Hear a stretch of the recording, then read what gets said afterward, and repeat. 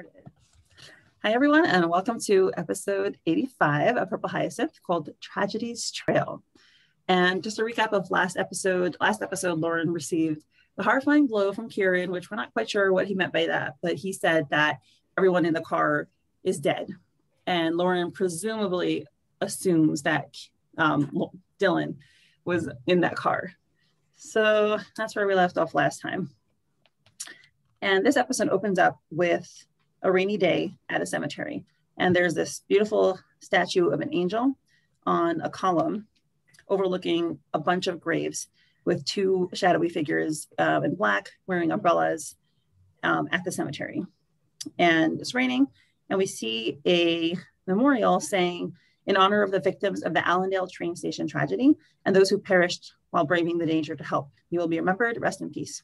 And now we see Lauren saying, thank you again for accompanying me here today. And she's telling this to March. And they both have bouquets in their hands. So do we want to get into the flower analysis already? Yes. Okay. So I can start, I guess. I'm going to go off a analysis that was made by one of my friends, Kenny. They're on the Purple Hyacinth server, and they're brilliant. So let's start off with Lauren's bouquet. We see some purple flowers, yellow flowers, white flowers, and red flowers. The white flowers are white chrysanthemums. I hope I'm pronouncing that right. I'm probably not. They symbolize loyalty and devoted love. The purple flowers are violet chrysanthemums. They symbolize optimism and a wish to get well. The yellow flowers are yellow chrysanthemums. They symbolize neglected sorrow or love. And then the red flowers are red chrysanthemums, and they symbolize love. Should I do the other two as well? Sure. Okay. So the flowers in Lauren's hair are forget-me-nots, and they are promises that you will never forget someone in your thoughts. And then the flowers March carries are blue hydrangeas, which symbolize apology, which is a little bit suspicious because he's bringing them to, as we'll see later, his wife's grave.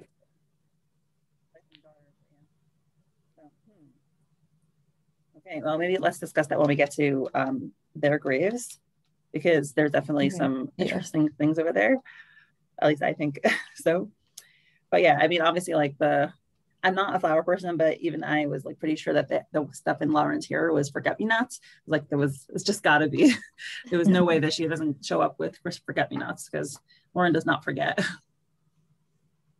There had to be some sort of flower with remembrance as a meaning. Yeah. So anyway, Lauren tells him, if it wasn't for Herman, basically saying she could be here by herself. But March says, you don't have to thank me. I have my own visits to make here. And, said that won't be too far. And Lauren looks after him. It seems like she didn't really know that he had people here to visit. And she's walking between the graves. Some of them have flowers on them. And she goes to Dylan's grave, Dylan Rosenthal, from blank 05 to blank 17. So he was 12 at the time of the train bombing. I'm still not going to say when he died because I still don't know. So yes. We finally got our age confirmation. Yeah. Also because I knew someone, I think the authors had said that she was 22 now, and I know it's 10 years after the train bombing. So, I knew she was 12 then. And assuming, so I guess he was the same age. Sorry, you go. No, go ahead. That unfortunately is the final nail in the casket for the Dylan equals Kieran theory. It had a good run. Older. Yeah, Kieran's 24 by now. Right, but is he older within the comic or just because the authors told us that?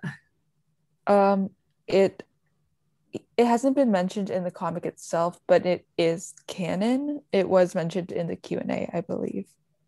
Yeah, I know. Okay, well, I was, theoretically you could say maybe they're throwing this off, but probably not. I don't know.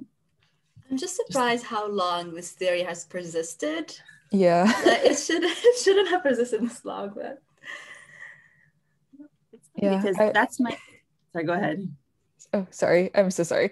I saw some Dylan equals theories, Dylan equals Kieran theories lately. So I was a little bit surprised to see them. I won't lie, because I thought it was dying off, but it's still around. But hopefully this will be the end to it. So I think, I can understand why people think that, because, it's a typical story, Mhm. I guess, trope, or, something that happens. So I guess, they kind of expect it.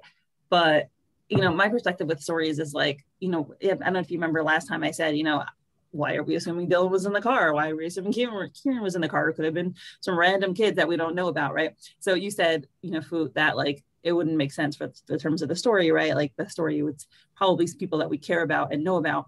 So I totally see that, but like, right. So it's the same reasoning, right? I like to have this view of like anything could happen, Mhm. but like, yeah, realistically, usually things tie together from a storytelling perspective. But yeah, but I think that's why people think that Dylan is Kieran.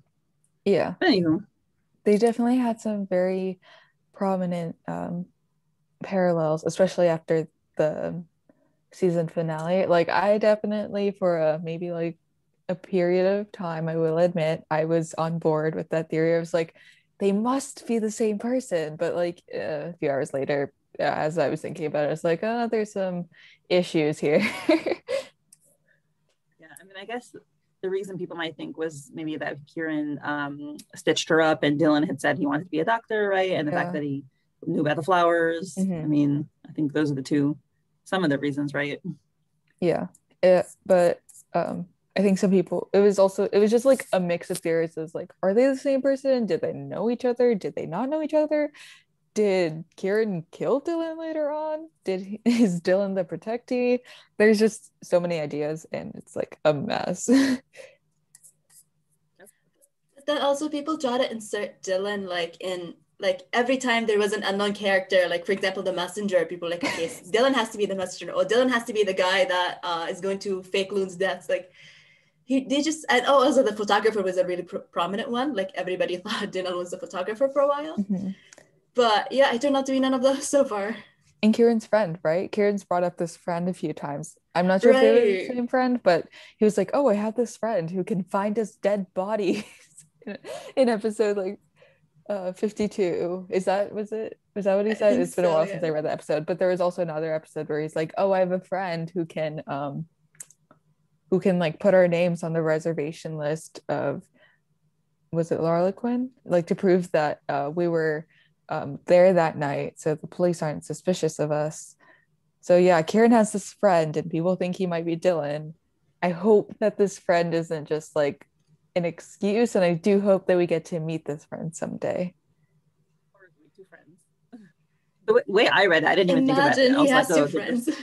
yeah. Yeah, and Well, it like could be one, or Kieran. it could be two. Or, or maybe his definition of friend is a little stretched, but yeah, I didn't even think about that. I was just like, okay, they're just random people that aren't really important to the story, but you never know. Mhm. True. So anyway, so going back to the cemetery, Lauren is looking at his grave, and she says she has a flashback to when she was a kid. She's wearing a black dress with a yellow bow, and she says, that day we buried an empty casket, planted a tombstone with your name on it, yet a part of me never buried you. Everyone thought you were dead, but you weren't in there. And if you weren't, then you could have been somewhere else. It's very sad. This is going through her reasoning back as a kid, which makes sense, especially for a child, who is very physical and concrete, where like there's no body, then maybe he's somewhere else. Mhm. I believe that this panel is the first time we have seen Lauren wear yellow since episode 49. Correct me if I'm wrong, but I'm pretty sure this is the only time we've seen her wear yellow after that incident with the train station. Oh, wait, okay. I think 64. I'm looking at a panel of 64 right now. She has the yellow bow still, but she's wearing a white dress. So never mind. She's also, someone pointed this out last night while we were talking, or sorry, the other night while we were talking about the episode. She's actually holding Dylan's hat right now, which is very sad. Also interesting because is Dylan's mom mentioned? Because Dylan's dad, I think, also seems to have died, right? But does Dylan have a mom? Because if he did, I'm assuming she would want the cap. But did we ever hear about his mom? We don't know. Oh, you can take this, Lilia. In episode 49, I think it was just mentioned that his dad is single. When Lauren was teasing him, she's like, "Oh, that's why your dad is single." But the mother was never mentioned in any way. I think we presume she's dead. Or did F confirm that? I'm not sure. I'm not sure. Okay. I don't remember F saying anything about Dylan's mom. I mean, Dylan could also be adopted because, like, white hair, and then his dad has brown hair, unless he's albino. Did F ever say something about that? I feel like someone mentioned it a while back. I'm not sure. Yeah. We can start building new theories about his mom now. Who knows who she is? Maybe she's the leader. Ooh. Yeah, some people thought that going back to the Dylan and Kieran theories, someone thought that they had the same mom and that they were half brothers. So that was a theory I saw thrown out a while back that was discussed. So anyway, we're back in the present, and she's staring up at the sky with the umbrella over her, but still allowing rain to fall on her face. And she says, "Somehow alive you could have, but," and then she hears Kieran's words echoing again, "They're dead." And then she says, "Even if you're one of them, you'd be gone now." So I don't know what she meant by that. Do you think she meant that even if you were one of them, like one of the purple hyacinth people, you'd be gone now? Is that what she meant? Like he's dead, or he's not who he was? I think that they're dead is referring to Kieran in the last episode when he told her like they're dead. Right. And so one of them is supposed to be one of the car children. So even if you're one of the car children, you'd be gone now. So like the only Sorry, go ahead. I think she's trying to say that like the only way she thinks he could have been alive is if he was one of those kids in the car. But so now she got confirmation that they're dead, like, so there's no other hope that he's alive for her in a way. And that's something that surprises me so much about Lauren, because if she's a detective, like she is jumping to conclusions. She didn't even verify with Kieran about who the kids in the car were. I mean, there was no communication. He's just said the kids in the car are dead, right? Or he sort of said that, which even that statement I'm a little suspicious of. But she didn't even tell him was the guy named Dylan Rosenthal in the car. Like they could be talking about totally different people in their minds. And I feel like she just jumps to conclusions. This is just very surprising in terms of her detectiveness, but not surprising because she's very emotional. But it also is surprising because she's been spending all these years, trying to piece together clues. It'd be surprising that she gave up so easily and just accepted that he's dead so easily. To be fair, without even verifying that it was the guy in the car. So to be fair, Kieran also pieced out before she could get any clarification. I mean, after he dropped that bombshell on her, he just he left. He just left her there standing in shock. I don't know why he did. It was a very odd time to end off a conversation, but he's gone. He just pieced out after that. I think it might be was very sorry, go ahead. Sorry about that. It might be a really emotional, painful memory for him, and he did not want to, I guess, see him that way. Yeah, that's how I felt. And I think that one of the things I like about this comic is, we both get very frustrated sometimes at the main characters, just talk to each other. Why don't you communicate? But this is very real behavior. And, if you listen to ourselves or your friends talk about their life and their relationships, we mess up all the time and we don't do things in the ideal fashion all the time either. So it's very realistic that they wouldn't communicate enough or properly because of their emotions and relationship dynamics. So it's frustrating, but it's also realistic. Yeah, true. Definitely. So anyway, so it seems that Lauren is accepting that he's dead in her mind. And obviously the fact that it's raining and it's mingling on her face, you don't know if she's crying or if it's or if it's the rain. But in any case, rain is a pretty symbolic always of tears, but also in a way of rebirth, because, you know, rain brings life to new plants. So it's possible that this signals, you know, a new stage in Lauren's life and a new stage in Lauren's thinking. And she thinks you're gone. And she's, you know, standing there isolated with the statues of the towers and all the graves. Again, very somber, very moody, and everyone's gone. And now she walks back and she's, you know, she's really thinking to herself. She says, all of these victims because of one man's crazy dream to change the world. Presumably she's talking about the leader, because our rulers chose to ignore their people's suffering. And this second part, you'll like this, she wouldn't have said this a few months ago. I don't think she was at the point where she understood the motivations of the Phantom Scythe or the Snapdragon. She didn't know about the Snapdragon, and I think with Kieran's help and with the help of the things that she's been learning, she understands a little bit more of the situation behind what happened. So she has more insight now than she used to, which is, you know, shows growth and learning. Yeah, she's definitely seeing it from both sides. I'm kind of proud of her for that. Yeah, the character growth has been immaculate. Yes. You said something about like the rebirth and like how Lauren is changing. I think she's starting to get the closure that she never got with Dylan, because Dylan's death happened so abruptly and she blamed herself for it, and she never really did get closure with him because he died. And so with the knowledge that he is actually gone now, like with Kieran saying that he is actually gone now, and that a possibility of him being alive isn't really a possibility anymore, she is slowly coming to terms with the fact that Dylan's not coming back, no matter how much she regrets it or how much she wishes that he will. He's not. I'm kind of curious to see what Lauren will behave like in the coming episodes, because a big reason for her motivation to want to take down the Phantom Scythe was Dylan's death, was Dylan's disappearance, I guess. And I wonder if her acceptance of his death will kind of slow down her motivation. So I'm curious what will happen. Mm-hmm.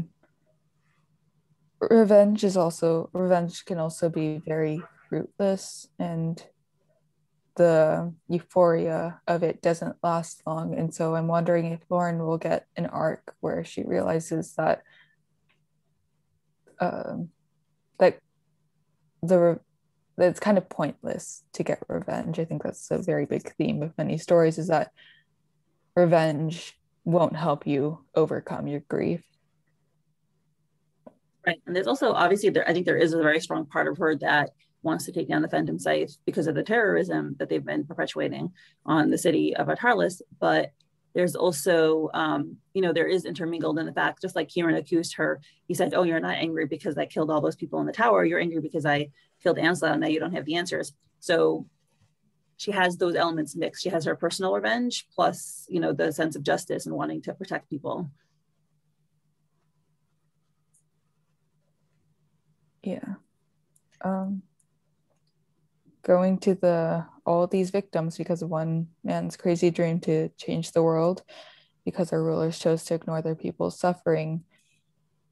As mentioned later, it's a cycle. I think I mentioned this the other day too, when we did the 81 recording. A lot of callbacks to that. There's definitely some themes that were echoed. It's tragic, and it makes you think, is it worth it? Will it be worth it, do you think, in the end? Will all these lives be worth the outcome?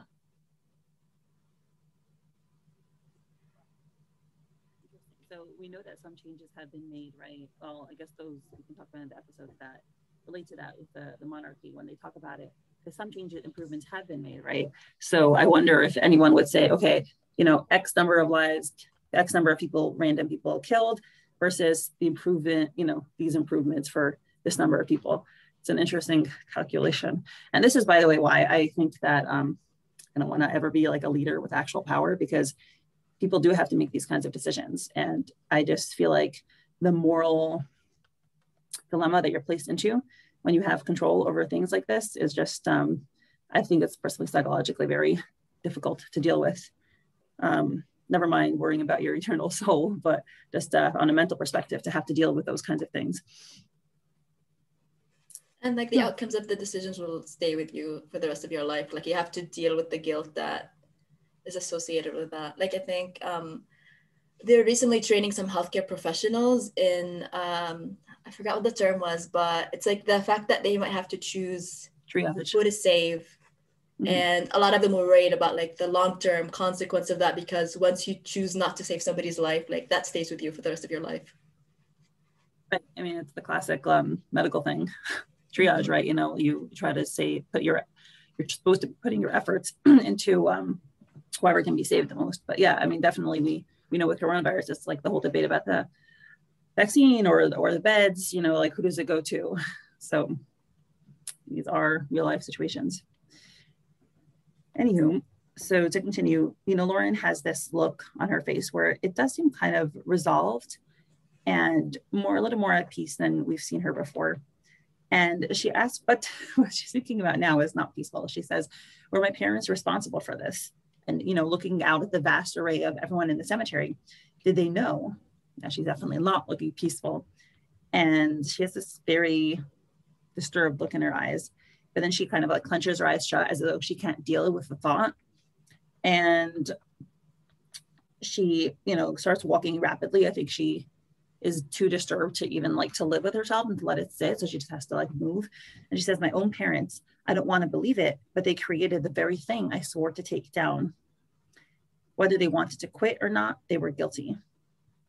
And now she's at her parents' graves. Rachel Adwell Sinclair, blank 1982, whatever, let's say 1882 to blank 17. And Alexander James Sinclair, 1980 to 17. So he was 2 years older than her, which is, I've noticed a very typical age difference between men and women in stories, but whatever. I think all the main ships in the story have that age gap, I think. Yeah, it's like always 2 years for some reason. And so is the dude who's older, which honestly I never really got.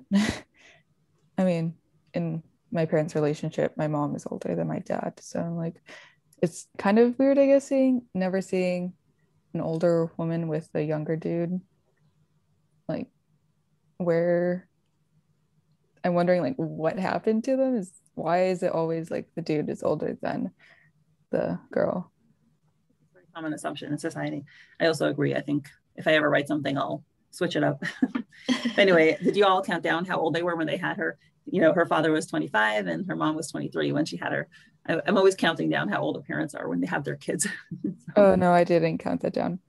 I guess 25 and 23 isn't that bad for the era, especially. I mean, now people are like doing it later. Yeah, in their 30s. Yeah. I don't know from, but yeah. So they would have been 47, I like think. 18, 19. They would have been 47 if they were still alive in the story. Or the dad would be 47, the mother would be 45. Mm-hmm. But they're not alive, so. She's thinking, and I never noticed anything. Never heard any lie, never. And she's looking at her, there's a flashback of her parents playing with her as kids. They're smiling, they're happy. It's crazy, right? And that she never heard any lies. So that's interesting. I guess they never said anything that would be a lie, presumably. Mm-hmm. And did they know about her ability? That's another interesting question. Yeah, maybe one of them had it, so that's why they were very careful about her. My own parents, I don't want to believe it, but they created this very thing I swore to take down. Whether they wanted to quit or not, they were guilty. And that kind of, sorry, I need to find my notes on that.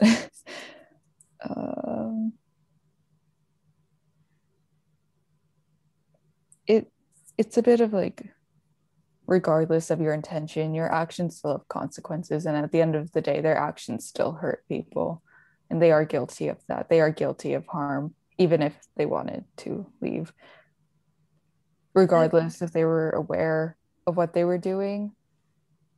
They still hurt people, and that is, they are still accountable for that.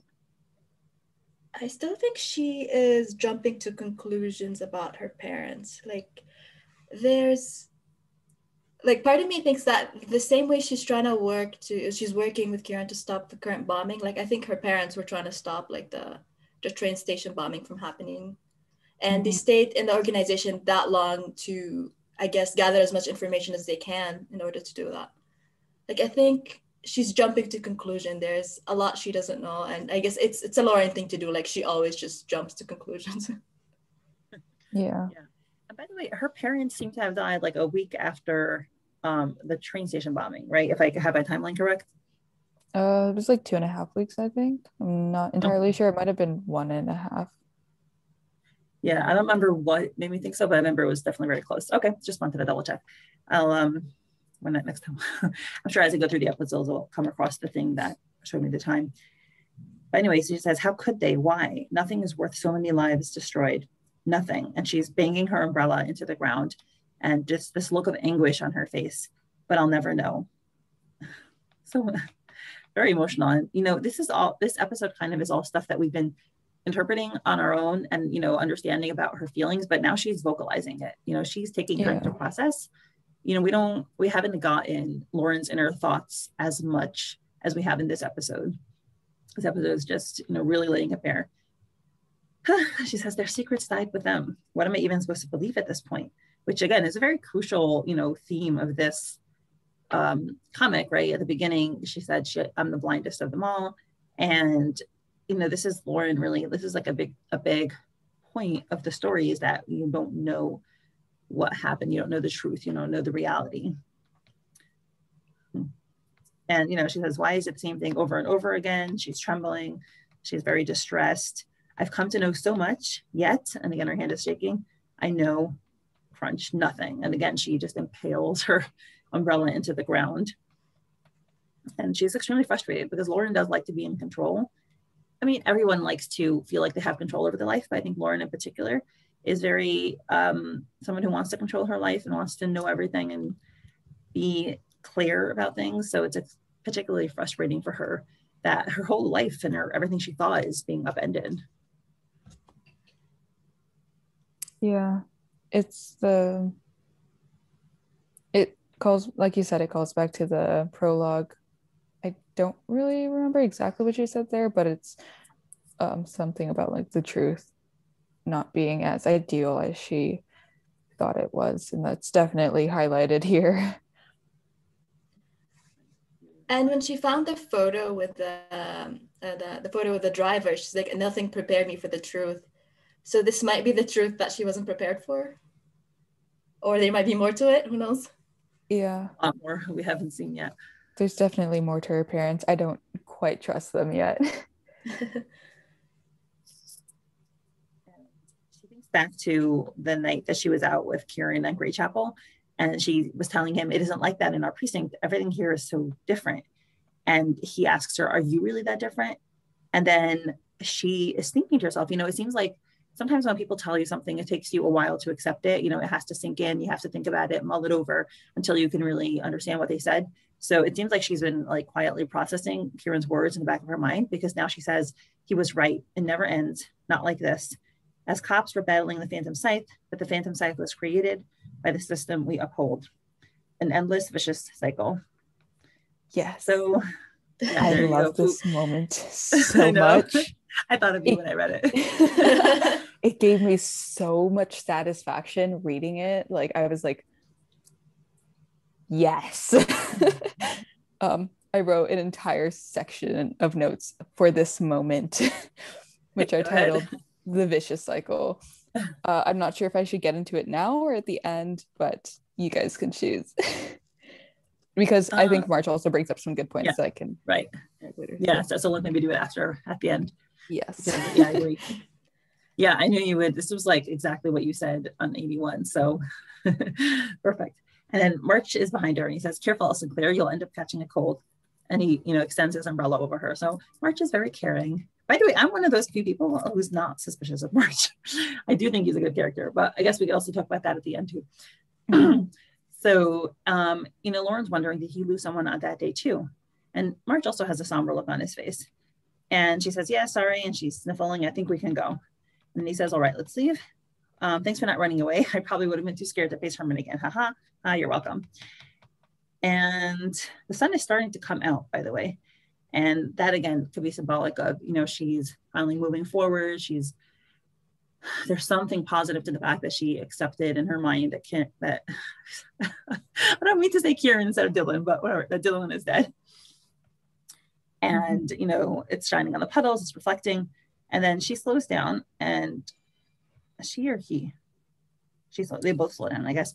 And he says, oh, I think it stopped raining. And then she's looking at the graves over there.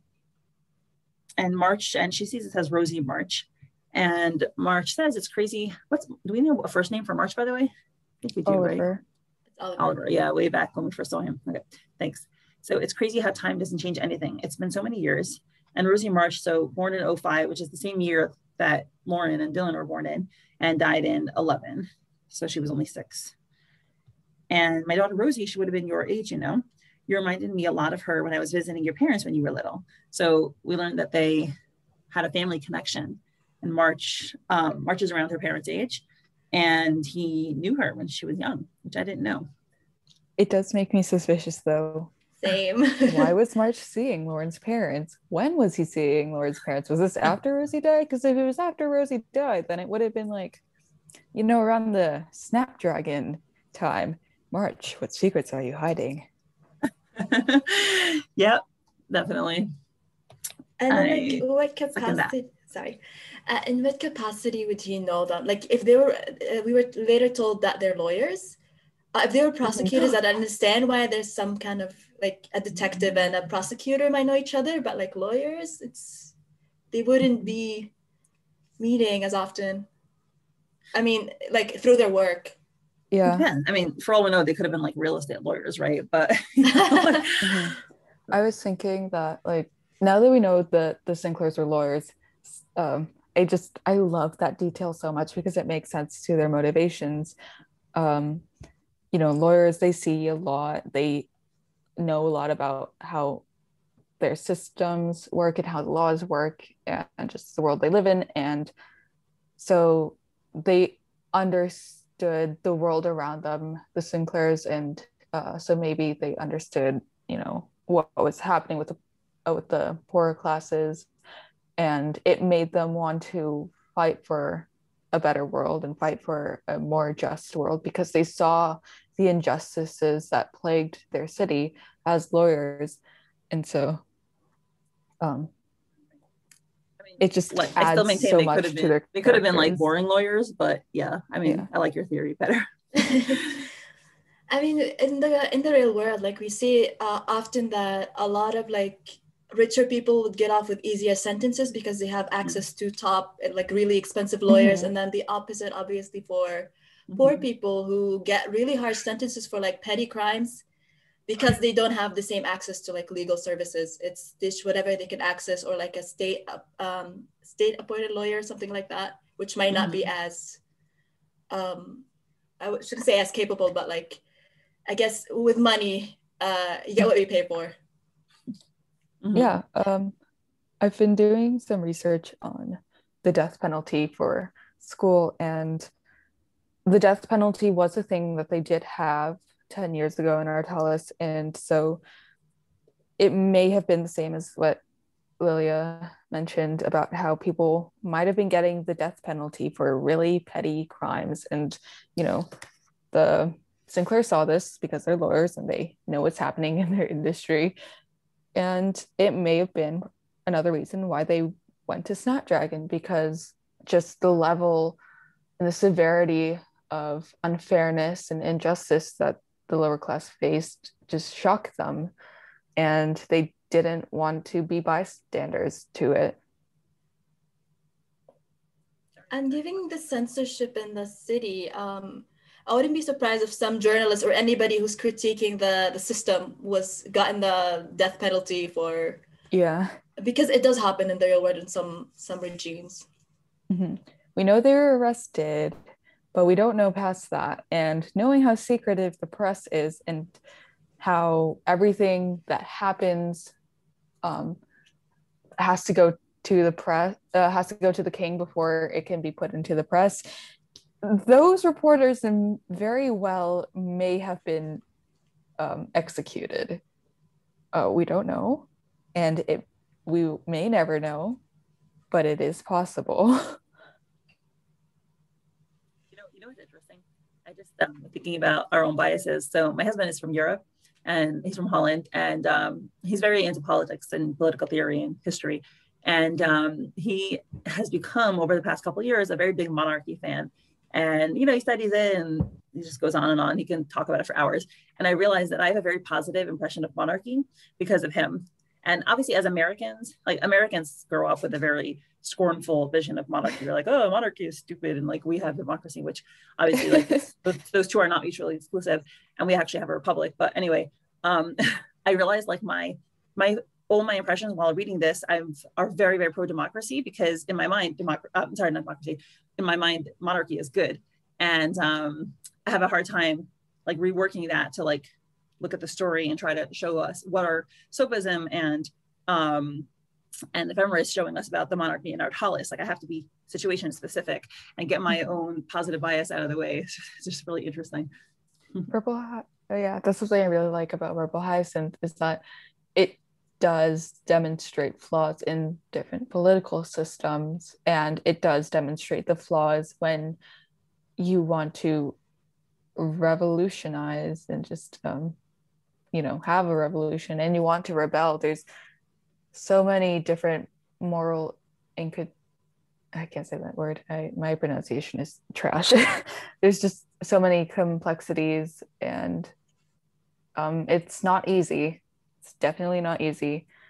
For my opinions about monarchy, it can be good, one person, but it's a very one person holds most of the power, I guess, and then it's the people under them also have power, and it's just distributed throughout. It goes down. That's the thing. Monarchy can be integrated with other systems, constitutional monarchy. So then, there can be systems where the monarch is just the figurehead, or kind of the leader of the country in terms of making nice speeches and, going to meetings with other countries. Anyway, so there's a whole range within monarchy as well. Yeah. I personally don't like the idea of birthright, taking over power just through birthright.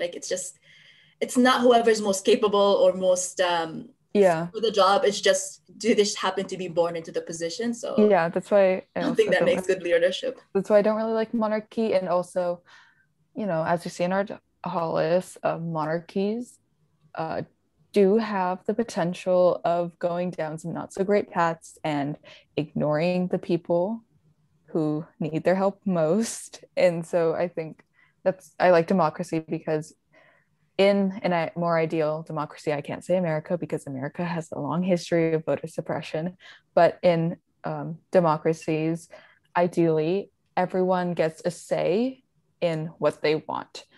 And we don't see that in Ardhalis, and that's why Ardhalis needs a democracy of some sort.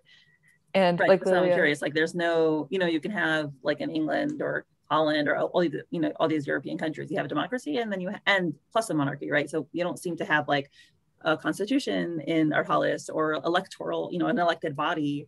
We haven't heard of that yet, so presumably it doesn't have it.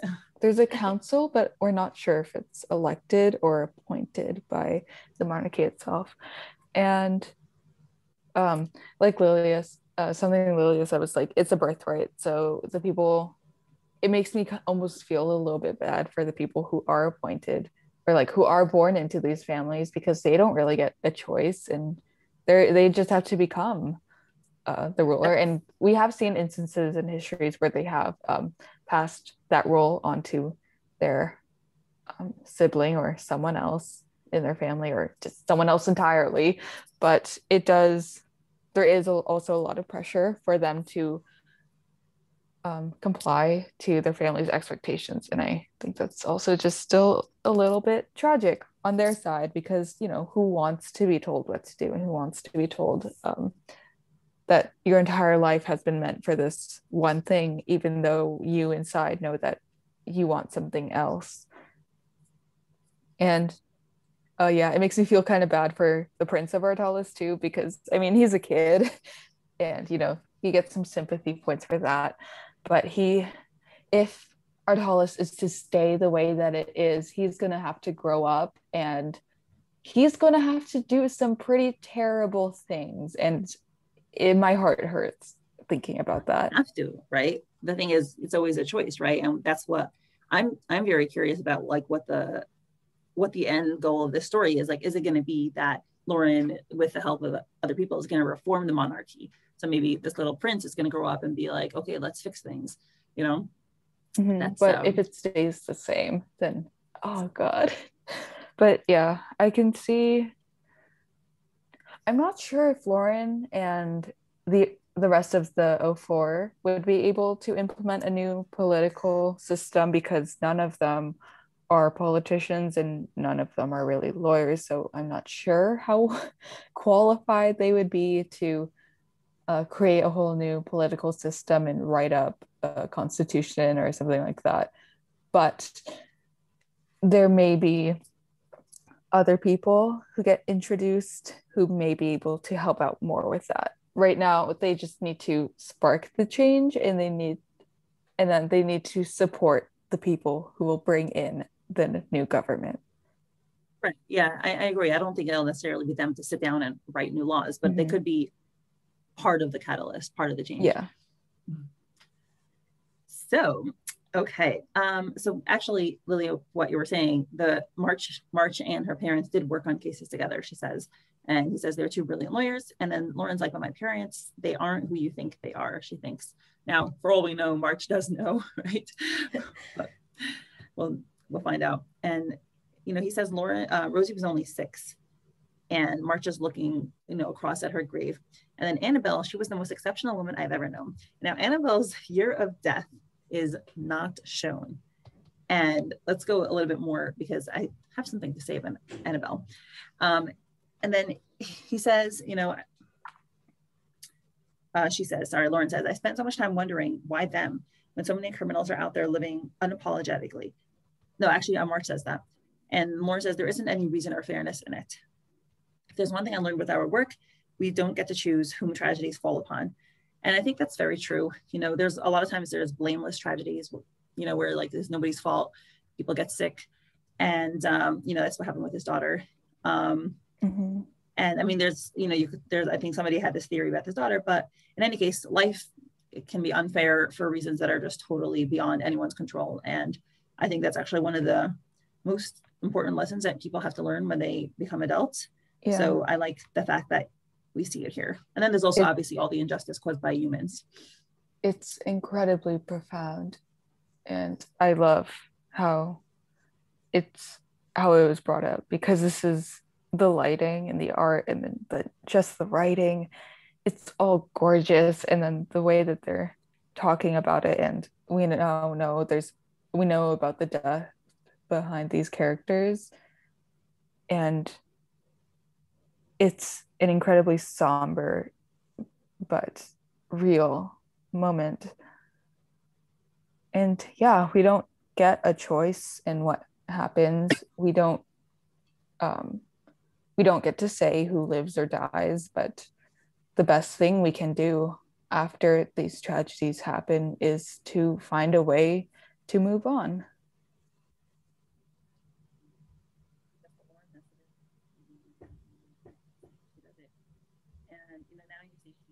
Oh, I can't really hear you.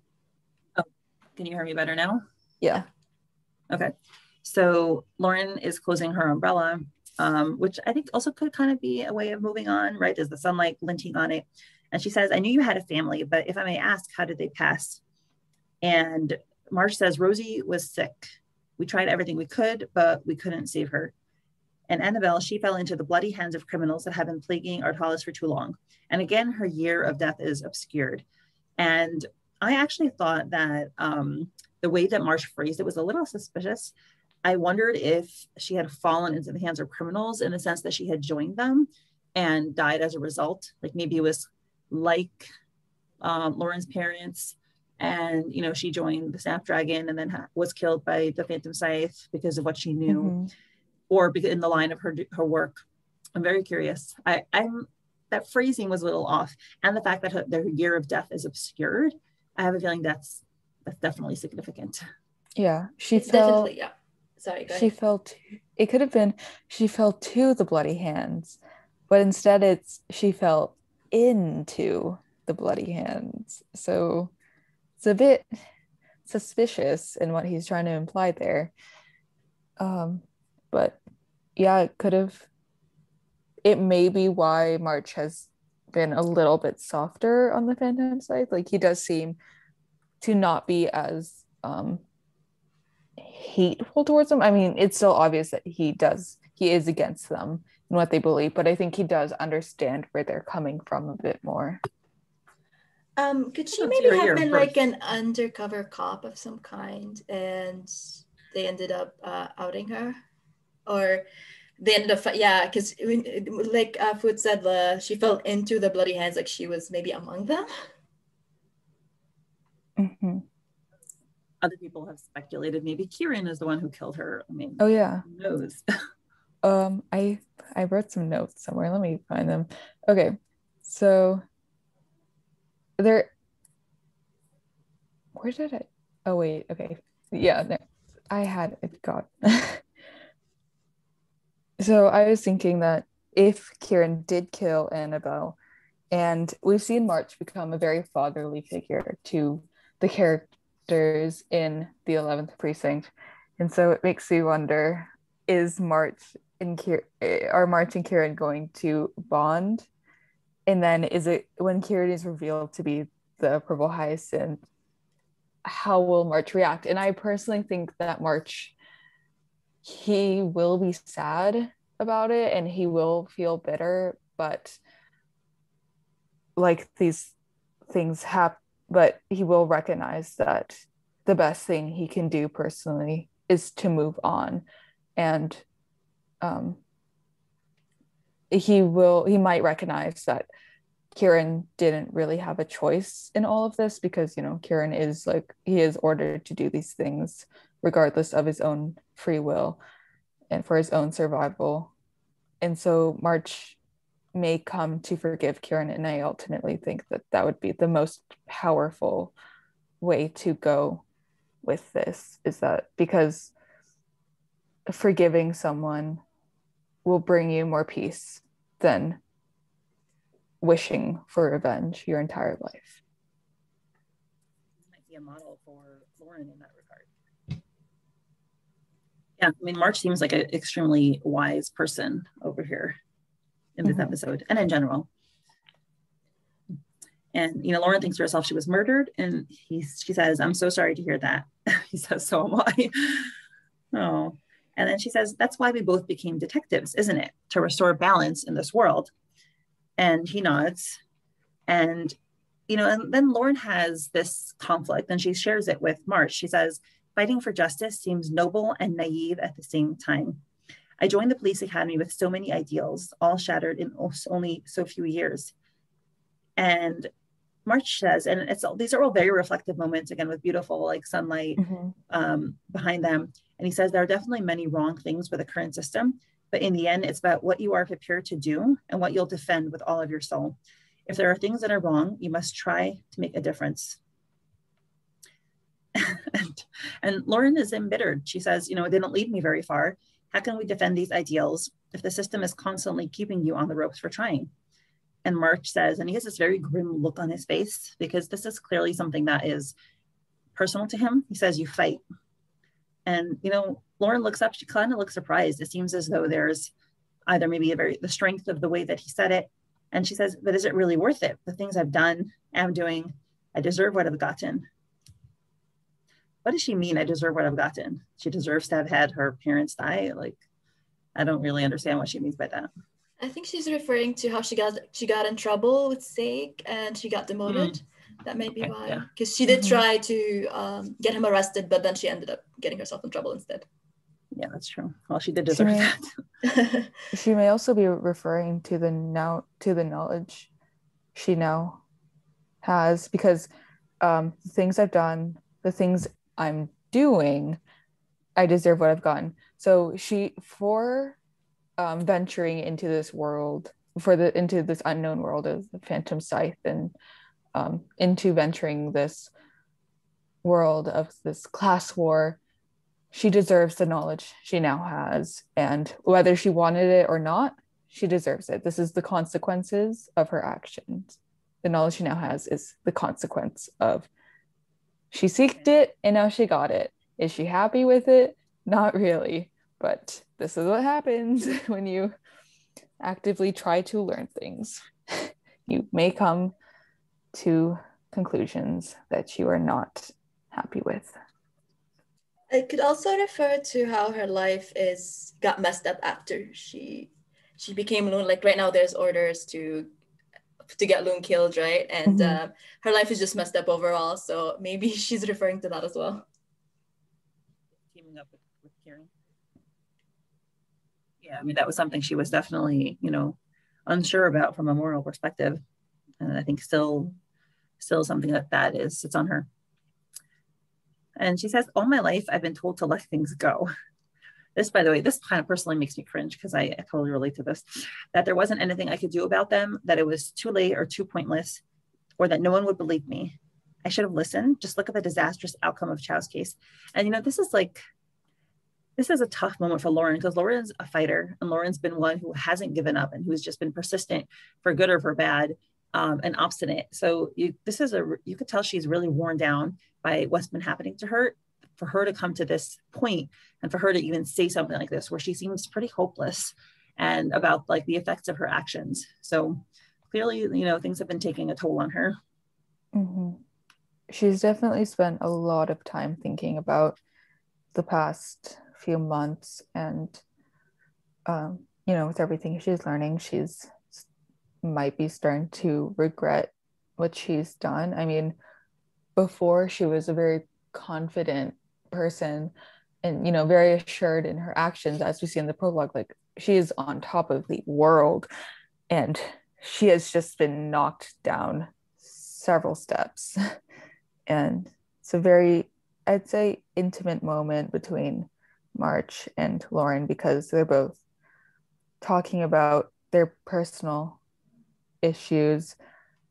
Even though they're not really framing it that way, these issues are very central to them, and they both trust one another, and they're being open with each other. And the light also could be to reflect that Lauren is sort of rising a bit now. She's coming to terms with it all. Yeah, and she's being more open. Now, March says, and he has words of affirmation. He says, forgive me, but if there's one thing Chow's case teaches us, is that there are causes that must be defended, even if they seem lost. And just the framing of him in the panel also is just like a very heroic framing. He's standing there upright. The sun is beaming on him. It's a very, tall shot. So he's standing tall, and, he's kind of like portrayed as the virtuous figure. Even if they seem lost, even if you're the last one standing. I mean, this is an impassioned defense of the fight for justice.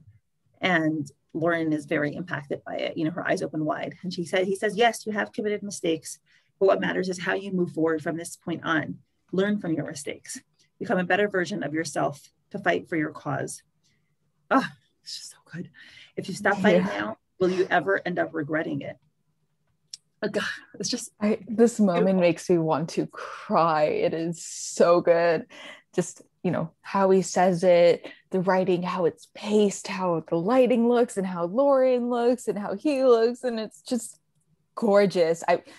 I can't describe it with words, like how I feel. It is pure euphoria.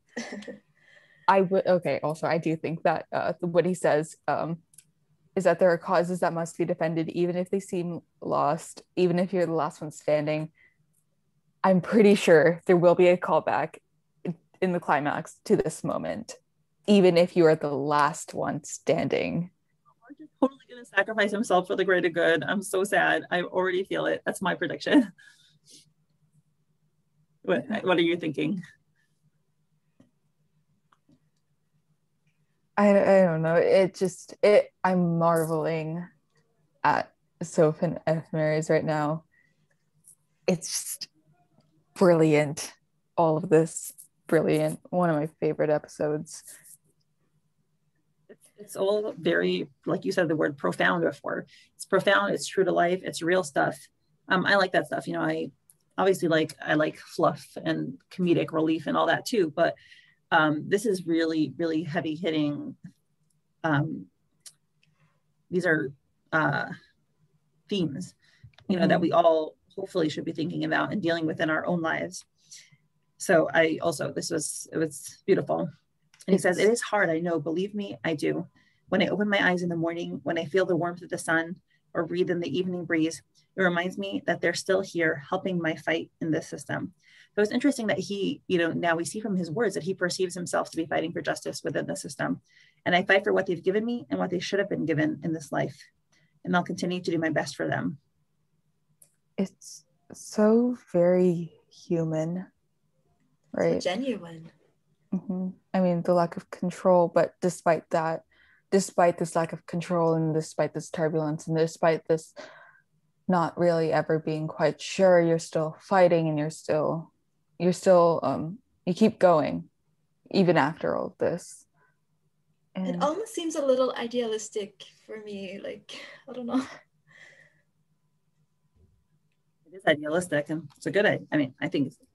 I think idealism is good when mixed with some pragmatism. Mm-hmm. And the way he's like, "So what about you, Sinclair?" He's sure of what he's doing. He knows what he's doing, and he has accepted what is to come and what may never be. But Lauren hasn't.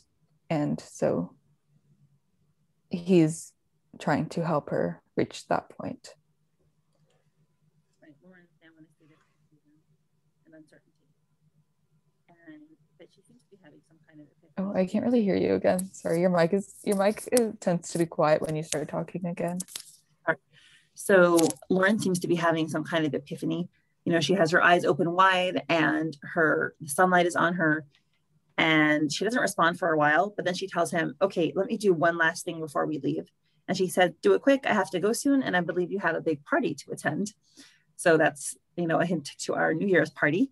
And she says, "Yes, it won't be long." And she goes back, walking back through the cemetery, and you see her looking at this statue of an angel, a female angel holding up a torch, it seems. And she says, "Dylan, if you're up there somewhere with everything that has happened in the last months, I don't know what to believe anymore. But one thing has not changed. I will never stop fighting for you. I just wish you were by my side to guide me somehow." Very emotional, tender, sad. Phenomenal moment. Just absolutely. And then she has this amazing look of determination in her eyes. Mm-hmm. She's definitely doing this. And it's I think it's a first that we've seen Lauren. She's very determined in this moment. She's sure of who she is and what she wants, and that's something that she didn't really have before, and now she's slowly rebuilding her confidence even after the blow of knowledge about who her parents were, and she's not really letting it define her. She's gonna become her own person, and regardless of who they were, she will fix what they did, and she will stand for what she believes in. I think it'll still take her some time, to deal with the knowledge of what she knows now and figure out her new approach to life. But yeah, it's clear that she won't give up. She might stumble, she might take a while to recover, she might need time to process, but Lauren is still a determined fighter who doesn't give up. I think she really, really needed that pep talk from March. Like, it was delivered at the right moment for her. Yeah. And that's something Lauren hasn't done a lot. We know in the beginning when we first meet her uncle Tristan, she says, "Oh, uncle is so kind to me," but she doesn't seem to really reach out to any mentor figures. We don't really see much of a relationship between them, and we assume there is. It's kind of implied there is, but we haven't seen it. And Lauren is a very independent person. She doesn't ask for help from people. She's very self-reliant. So the fact that she accepted all that from March and opened up to him, I mean, that's also a very good step in her evolution as a character, to learn that you can't do everything on your own, and sometimes you need help from other people. I did this little analysis a while back about the hero's journey, and Lauren and I was supposed to write an essay on it, but I never did, and that's my fault. But we used to think that Lauren's mentor, because in the hero's journey, there's a mentor. So it goes from the call to adventure to supernatural aid to threshold guardian. Then you start entering the unknown. You pass the threshold. There's helper, a mentor, temptation, abyss, the death and rebirth, transformation, atonement. Then you go back to the known and its return. And I thought that the journey into the unknown was Lauren's, was when she became Loon. And that's when she started learning about the Phantom Scythe, and she really started entering this new world that she had never been in before. And I thought that her mentor figure was supposed to be Kieran, because he is helping guide her through this. But the problem is that usually they're, depending on like who you look to, the ordinary world and the special world are different. Sometimes the mentor is still in the ordinary world, so the known world. And so usually the mentor dies at some point, and March is also helping.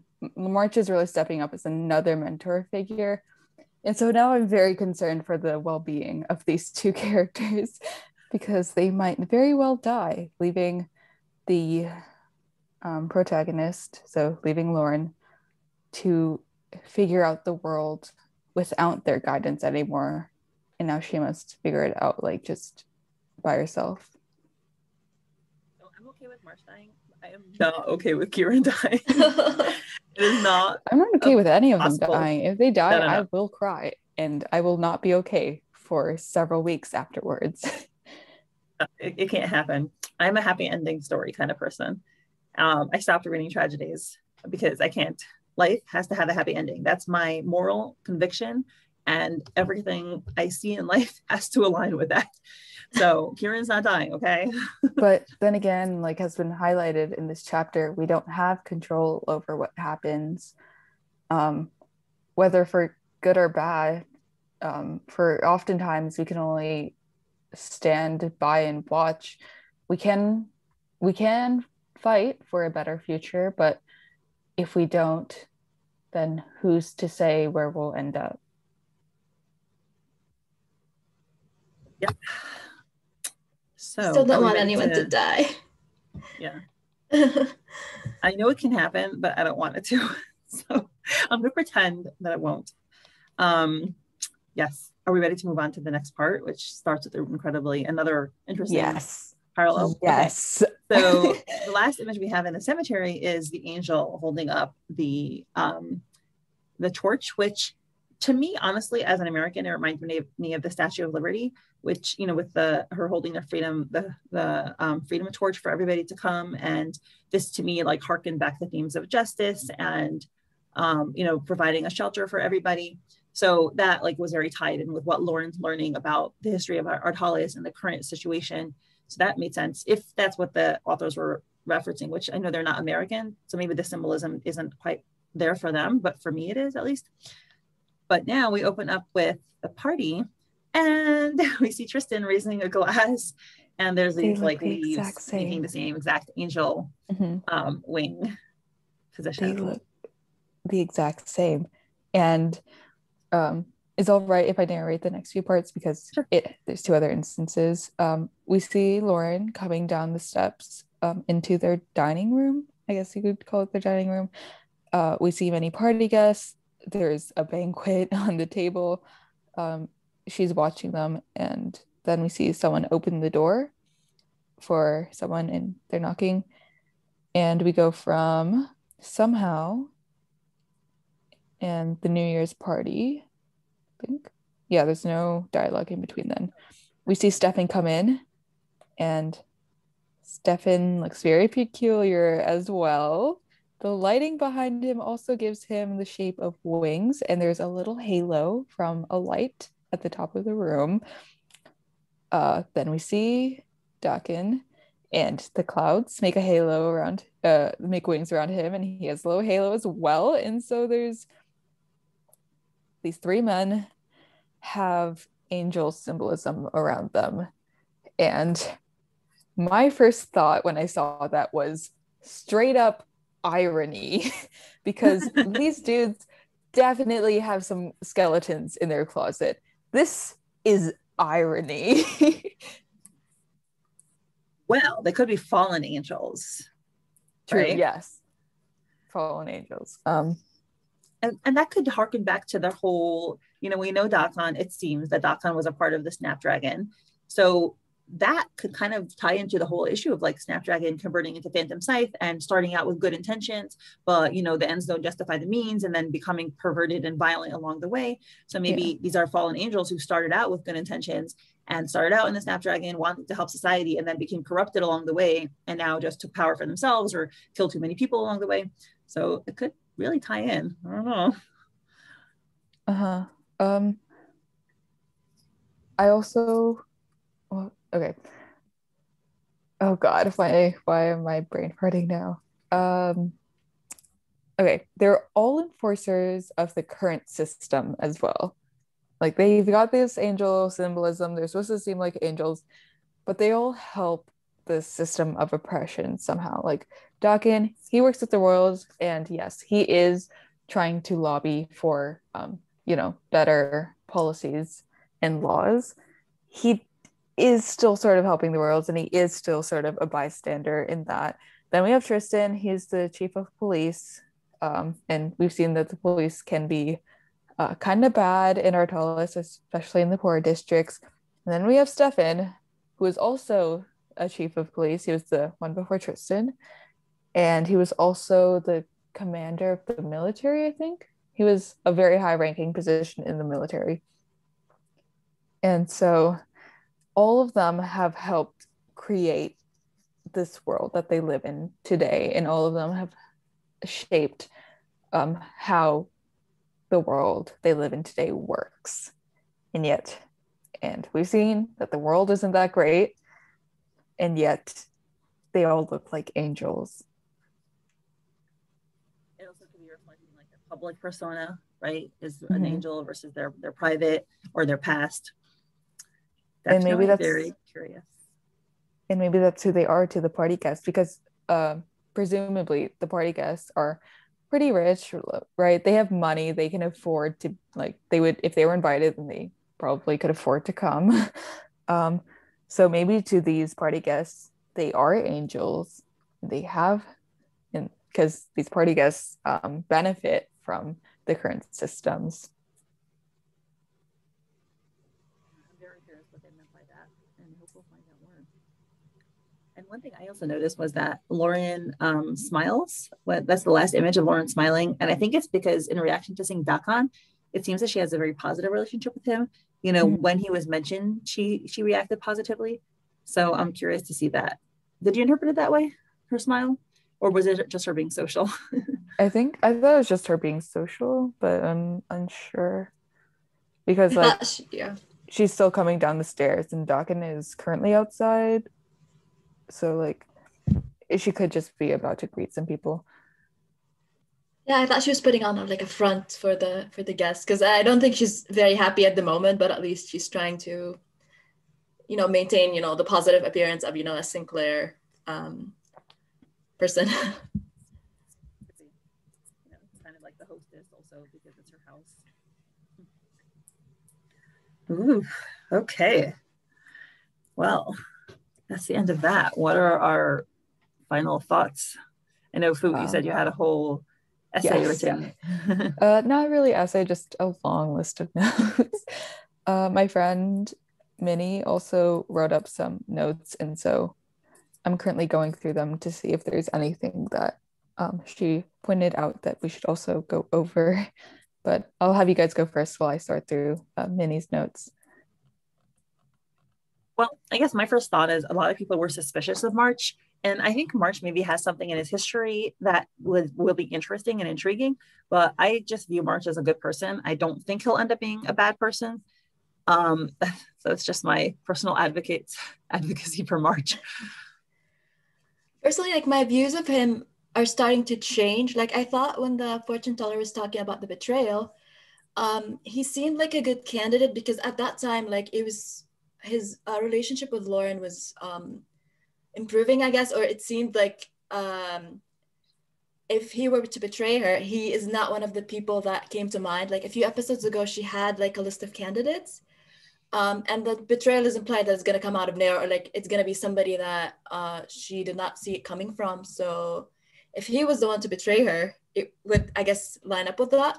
But and as a character, like he seemed too good to be true. Like I said, he's too idealistic for somebody who's was a police officer. I don't know. But now, honestly, like my views of him are changing. Like I don't think he's a betrayer, but that remains to be seen. I think Dawkins is just trying to make the most out of a terrible situation because he has the privilege to be in the police. He has the ability to influence it from the inside. And so given this privilege, he is trying to make the most of it. Honestly, I actually think that, yeah, I think you meant March, but I think both Dakan and March are actually, very well placed to make change rather than the Phantom Scythe, which, their method is terrorism. And terrorism is a method that some people choose to try to get their changes done. But I actually think that both March and Dakan, by being within the possessions of power, have the capability of changing the system more than random acts of violence do. So that's I think their places are good places to make small changes incrementally that will last and that won't be decried like the Phantom Scythe is. Mm-hmm. Because the Phantom Scythe, they basically are killing people to try to get changes done, or at least that's what they started out. I don't even know if that's their intention anymore, but we see even within the Phantom Scythe, there's that frustration of like, oh, nothing's getting done, we're not doing anything. So but whereas March and Dakan are actually getting stuff done. Yeah. Oh God, what was I gonna say? I think for the PS, their method is just getting attention to their cause through violence, because if you can, any publicity is good publicity. Here's my question though. I don't know if the Phantom Scythe's goals are well known, because at least again we heard this story from Lauren's perspective, and Lauren was like, okay, they're terrorizing the city, everyone's terrified of them, right? In the introduction, when we learn about the Phantom Scythe, the impression is that they're just a terrorist group and everyone hates them and is terrified of them. They don't seem to be doing a good job of publicizing their goals, maybe, or like you said, which could very well be, this is the monarchy or the establishment or whoever has painted them as that, and that's what the public's perception, that kind of like PR has overridden whatever materials the Phantom Scythe has put out. So it could just be like a question of whose narrative is believed. Yeah, that's the thing. Oh, sorry. Go ahead. Oh, thank you. Lauren is an unreliable narrator. From her perspective, the Phantom Scythe is a bad thing, but it could very well be flipped on us because we don't know how the Phantom Scythe is perceived by the lower class. I discussed this with one of my friends. Her name's Elo. I think I mentioned her before to you, Mindy. And I asked if I could use what she said during our discussion, and she very graciously said yes. And so she said, I think there's something to be said about unreliable narrators. Most of the information we get from and about the Phantom Scythe is coming from people who genuinely have a reason to hate them. So like the main four, March, the APD, etc., etc. We never get the perspective about the Phantom Scythe from someone like Harvey, who likely joined because his family was slipping beyond the line of poverty. We don't hear about the Phantom Scythe through the mouths of Grey Chapel residents who are starving and cold and desperate for someone to help them, anyone to help them. In a real life perspective, like if we want to apply this to real life, it's the same way we put down gangs in urban / primarily poor areas when they're doing more for people's finances than the government ever could. We, outside viewers of gang activity, can criticize the gang itself, but the problems based around gang activity is all systematic. We can't fault anyone for doing what they need to survive. We also can't fault anyone for thinking positively about a violent group that supplies the rent money or the food on their table. I could take it a step further and say that an inner city gang infrastructure wouldn't exist if it were not for the upper class funding and supplying of criminal activities such as drugs. People can be put down for doing what they need to survive people can be put down for doing what they need to survive and keep a roof over the head. But who is all responsible for creating the industry for them? It's the rich. It's the same/similar thing to the Phantom Scythe. Yes, we can spit on the Phantom Scythe for resorting to violence when they didn't need to, for becoming territorial and engaging in criminal activity to prove a point, but who laid down the foundation? Who is enabling and even supplying their behavior? Furthermore, who is the one putting them down? And I love Aloe. She's a brilliant mind, and everything she says is so brilliantly articulated. And I also found this incredibly profound. We've talked about this a few times, and I think Lauren pointed it out earlier, where she's like, let me find it. As cops were battling the Phantom Scythe, but the Phantom Scythe was created by the system, or as Aloe said, the foundation we uphold. And yeah, I took that for my vicious cycle part, so we're kind of dipping into that. I also definitely think it's one of the central themes of the story, make you rethink everything that you thought. I love how it's happening incrementally, that's actually one of the satisfying things about being a reader, is that they don't shove it in your face, right? If the authors shove the message in your face, it's unsatisfying. But here, like, we learn trickle by trickle, we learn a detail here, history here, and then we ourselves start rethinking our perspective, and we're going through the same experience as though we are Lauren, for example, basically. And it's much more satisfying that way, because it reads like real life. We're coming at this like Lauren. So, when I first started reading Purple Hyacinth, I didn't know about any of this. Like, I had some sort of idea about it, but I didn't really talk about it.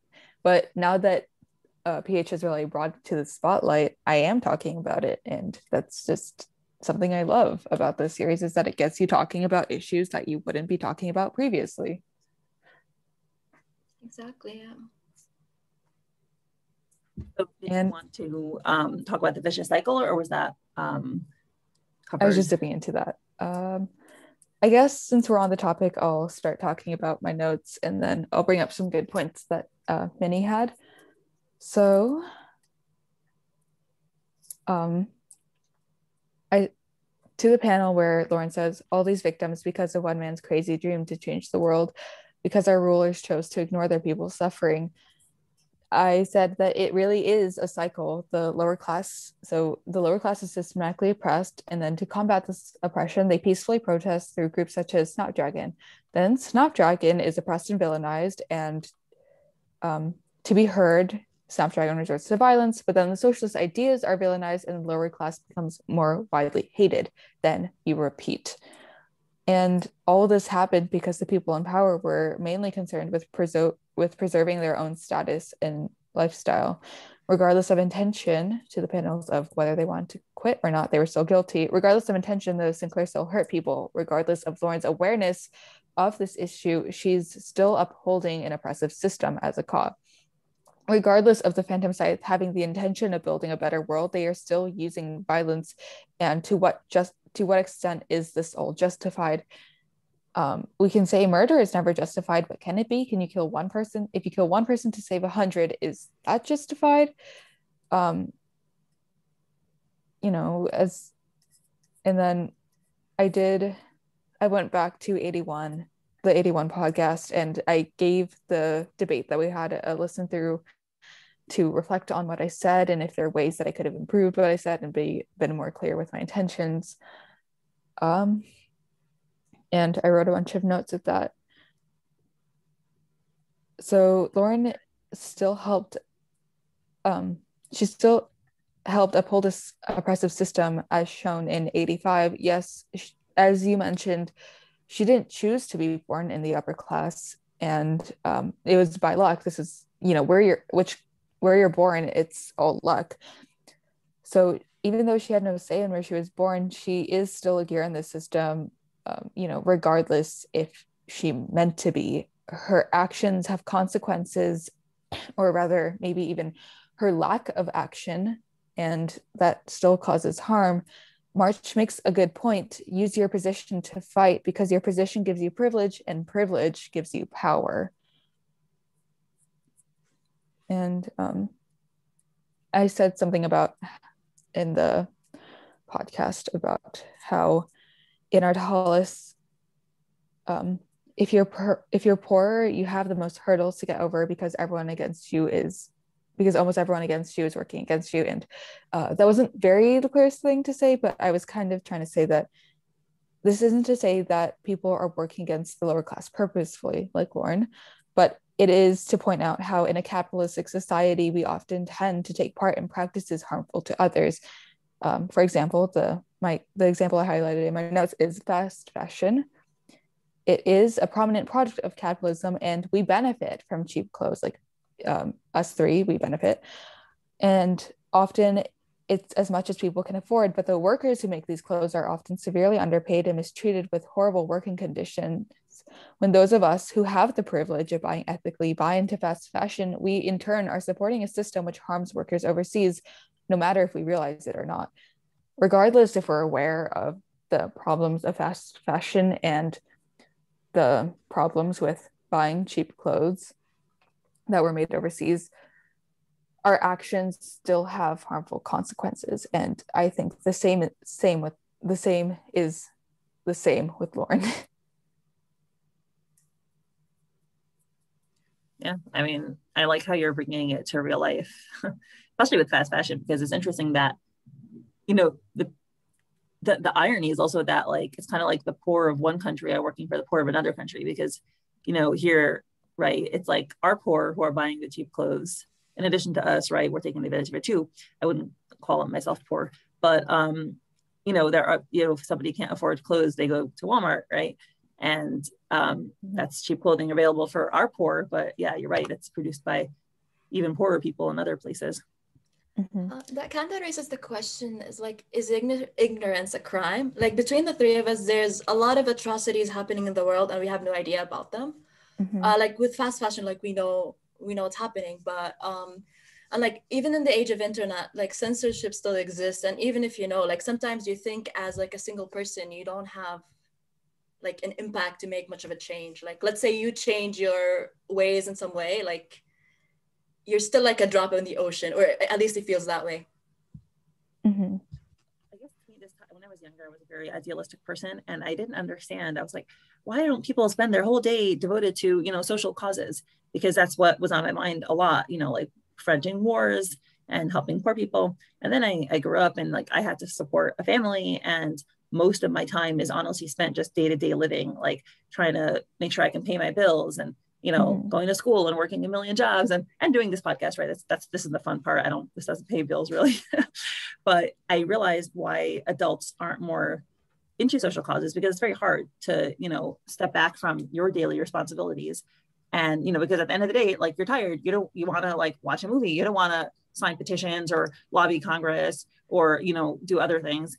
It's Mm-hmm. hard. And I get it. But like, I also, I know for me, when I found out about like factory farming, for example, in animals, so I stopped eating meat. And then for a couple of years, I was actually pretty strictly vegan also, because of the way cows are treated and chickens. And like now I'm like, I've gotten less disciplined. So like I do eat dairy and a little bit of eggs, and I feel terribly guilty because I'm like, I'm, contributing to the system that oppresses these animals. And like, I just feel bad about myself that I'm too lazy to stop myself from eating yogurt, Mm-hmm. It's like pathetic. I'm not mad about like the people who like, who buy into these systems. Like I buy into these systems as well. I'm mad that it's impossible to avoid them because like, with, the rise of fast fashion, and just capitalism entirely makes it that the most convenient option and a lot of the times the only option, you're going to have to hurt someone else in some way. And we see that in the Phantom Scythe, right? Right now, with the Phantom Scythe, if they kind of portray it that like if you want to, in the royals, they make it seem that like if you want change, you're a terrorist now, and people have to make that compromise. If they join the Phantom Scythe, they do have to compromise their morals. But if that is the case, it does make you ask, has the situation gotten so bad that people are willing to sorry, I said are people okay, sorry, I'm going to backtrack a little bit. The PS is the perfect system for the lower class. This is going back to what I said in the 81 podcast. I said that the PS is the perfect system for the lower class, but I did fail to point out the compromising of morals. To join the Phantom Scythe, you have to put morals behind, but it's evident that there are people willing to do this because they have no other options, and it really shows how bad the situation is in Ardhalis. For example, Harvey. I mean, Harvey is not really a bad person. Like we saw him, we kind of knew him. Like he wasn't a terrorist, but he was Phantom Scythe, and he was in the Phantom Scythe to support his grandfather, who probably, was old and couldn't financially support himself. And so are we mad at Harvey for being in the Phantom Scythe when he was doing it for a good cause? I think you're right that Harvey is definitely placed within the story to give us that question, because he still, at the end of the day, even once we find out he's a spy, he's still portrayed as like this innocent, cute boy. So I do think that that's exactly what his role in the story is, to make us think. Mm-hmm. His actions still have harmful consequences. He did Lilia. He did relay intel to the Phantom Scythe, and that may have killed other people.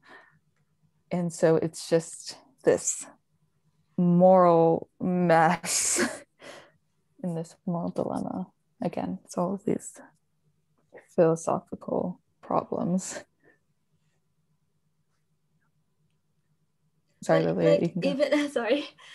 Even if he was part of the organization, like we don't know for sure if he joined for the cause or if he was working toward the cause. Like you have some people in the organization, like Kieran, for example, who I guess he's also misplaced in a way, but his goals don't really line up with whatever the PS is trying to do. Like, I think a big portion of them joined out of desperation, rather like that. Oh my God, I can't phrase this properly, but it's not really about the organization and its ideals, but it's just a job or something like that. Yeah. It reminds me, but it's an argument I have with my husband, because my husband does not care about factory farming like I do. And he's like, he would be able to work with animals and treat them like that. And I'm like, how? We just don't discuss it anymore because I get so angry. But he's like, yeah, it's just a job. He's like, for all those people who work in the factory farms, it's just a job to them. Like they just do it. They want, this is a job. I need money. I'm going to go work like that. And I'm like, how can you do that? But anywho, it's also. And, I don't imagine that working in a factory pays that much as it may for other jobs. Correct me if I'm wrong, but it's not really, the most But if it's the only thing you can high find, class job, yeah. But if it's like the only thing that you can find, then, and it's the only way you can support yourself, then you can't really fault people for going into it.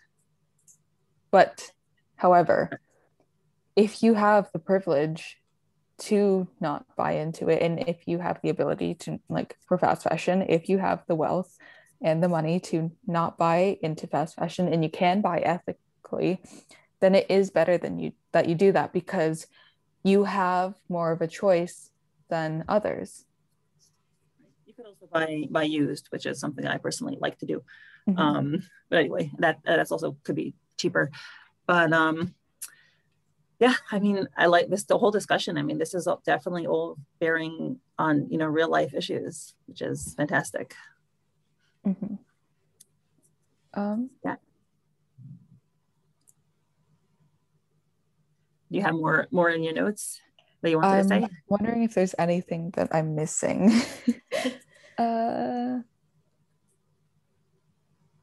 I mean, I think this is pretty comprehensive. I mean, it's again, a central theme, and like, I guess we'll keep talking about it as the story goes along. But yeah, I mean, sorry, go ahead. Sorry. I really like the idea of the cycle, and I think I literally said cycle in the 81 podcast, and so seeing it brought up in episode 85 was a very pleasant surprise. Very validating, I'm sure. Yes.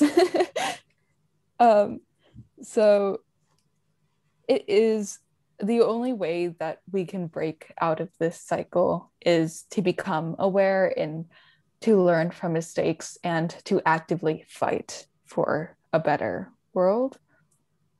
And I think that's what March is trying to do.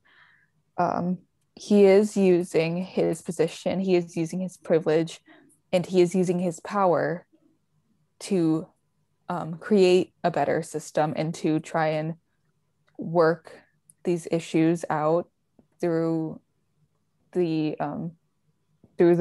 what we consider the morally good path, because unlike Lauren and March are like great, they're kind of paralleled. Lauren's a bit behind because she's not entirely sure, but she's getting there. She's not entirely sure of what she wants. She's getting there. Both are trying to take down the Phantom Scythe. However, Lauren has resorted to less ethical means, like what we would consider less ethical, because she is becoming an enabler of the Purple Hyacinth by like not turning him in and knowing who he is. And so March is kind of becoming who I thought Tristan would be. And so if this makes sense, sorry, my mind is all over the place. Yeah,